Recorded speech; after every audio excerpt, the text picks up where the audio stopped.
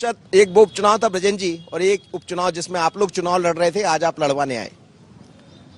नहीं, जो उपचुनाव हुए थे तो उसका रिजल्ट तो आपने देख लिया। जो कांग्रेस चिल्ला रही थी एक तरफ कि हम चुनाव जीत रहे हैं, हमारी सरकार दोबारा बन रही है, लेकिन ये भारतीय जनता पार्टी है।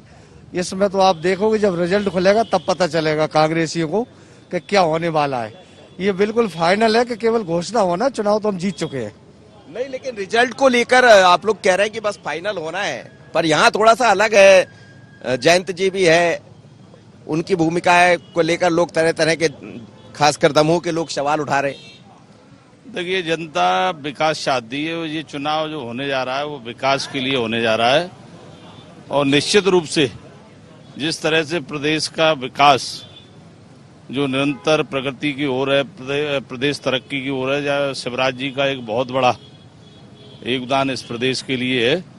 उनके मुख्यमंत्री काल में जितना विकास मध्य प्रदेश का हुआ है, और उस विकास की खातिर राहुल जी ने जो इस्तीफा देकर भारतीय जनता पार्टी की सदस्यता ली, जो चुनाव होने जा रहा है वो इसलिए हो रहा है कि एक जनप्रतिनिधि की ये ख्वाहिश रहती है कि मेरे क्षेत्र का विकास हो, और वो यहाँ थे, वहाँ विकास संभव नहीं था, इसलिए उन्होंने शिवराज जी के नेतृत्व में भरोसा किया, और ये चुनाव विकास के लिए हो रहा है, और निश्चित रूप से विकास की जीत होगी। चलिए, विकास की जीत होगी, तमाम लोग हैं, लेकिन प्रभुराम चौधरी जी भी है, स्वास्थ्य मंत्री है मध्य प्रदेश सरकार के। कोरोना का संकट है और इस बीच में काफी सारे लोग भी यहाँ पहुंच रहे हैं, लेकिन बड़ा सवाल यही है कि आप तो 65,000 से जीत कर आ गए, यहाँ क्या होगा? भारी बहुमत के साथ में भारतीय जनता पार्टी और भारतीय जनता पार्टी के प्रत्याशी यहाँ से विजय होंगे। और आप देख ही रहे हो माहौल कि जिस तरीके से जनता का सपोर्ट और रुझान भारतीय जनता पार्टी के प्रति है, विकास के प्रति है। दमोह की जनता दमोह का विकास चाहती है, और दमोह के विकास के लिए शिवराज सिंह और जो भारतीय जनता पार्टी है पूरी जोर लगाकर यहाँ विकास करेगी। आप देख रहे हैं कि जैसे ही राहुल सिंह ने भारतीय जनता पार्टी ज्वाइन की और मेडिकल कॉलेज के भूमि पूजन जी दमोह में हो गया, तो ये विकास की गति आगे बढ़ रही, किसानों के खातों में पैसा डाल रहा है। गौरीशंकर सेजवार थे, वहाँ गौरीशंकर सेजवार थे, यहाँ जयंत मलैया है। यहाँ भारतीय जनता पार्टी के सभी आदरणीय जयंत मलैया जी, सभी लोग भारतीय जनता पार्टी के चुनाव में सब शामिल हैं, और सब लोग मिलकर चुनाव जीतेंगे। तो पूरे चुनाव तक आप लोग यही रहने वाले? सब आज तो नॉमिनेशन बढ़ रहा है, जिसकी जो जरूरत होगी वो जनता का पूरा साथ है, और जनता के हम लोग भी साथ हैं। चलिए, सब लोग साथ में हैं। जसपाल जज्जी भी है, विधायक है अशोकनगर से। जसपाल जी, आप भी चुनाव जीतकर आए हैं, ये चुनाव कुछ अलग दिखाई दे रहा है?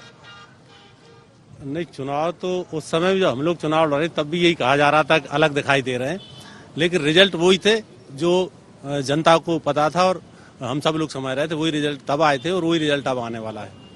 क्योंकि सीधा सा सवाल ये कि जनता ये समझ रही है कि माननीय शिवराज सिंह जी के नेतृत्व में प्रदेश में जो विकास हुआ है, और जो एक संवेदनशील मुख्यमंत्री जो आम जन की, एक गरीब की, हर स्तर के आदमी की आवश्यकताओं को समझता है, और उनके लिए उनके मन में पीड़ा है, दर्द है, वो चीज़ जनता तक है।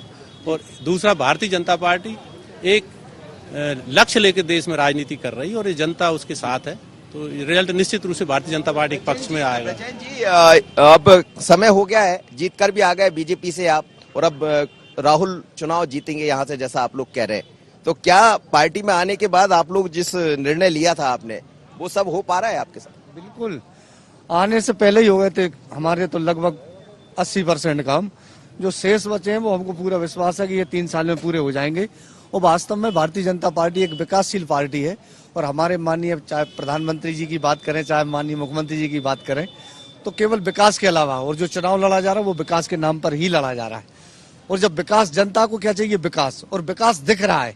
इसके पहले 15 महीने जो कांग्रेस की सरकार रही वो सबने देखी है, जनता ने देखी। जिस विश्वास से बनाई थी सरकार, उन विश्वास पर खरा नहीं उतरी, तो वही कारण रहा कि आज भारतीय जनता पार्टी की सरकार है। और फिर जो राहुल लोधी जी हमारे भारतीय जनता पार्टी के प्रत्याशी, आप देखना बहुमत नहीं, बहुत भारी बहुमत से विजयी होंगे। चलिए, तो बहुत भारी मतों से जीतेंगे, और आप देखिएगा कि क्या कहेंगे आप लोग, क्या होने वाला चुनाव? बीजेपी जीतेगी चुनाव में। क्यों? बीजेपी ने विकास किया, आगे करेगी। पहले भी विकास हुआ है यहाँ, लेकिन अब पार्टी बदल गई। जयंत मलैया पहले चुनाव में, जैसे समय बदलेगा वैसे विकास आगे बढ़ेगा। तो समय के साथ तमाम तरह की चीजें बदलेंगी जैसा है। और आप देखिए बीजेपी के तमाम नेता, आप लोग कहाँ से आए? हम दमोह से आए हैं। क्या होगा दमोह में?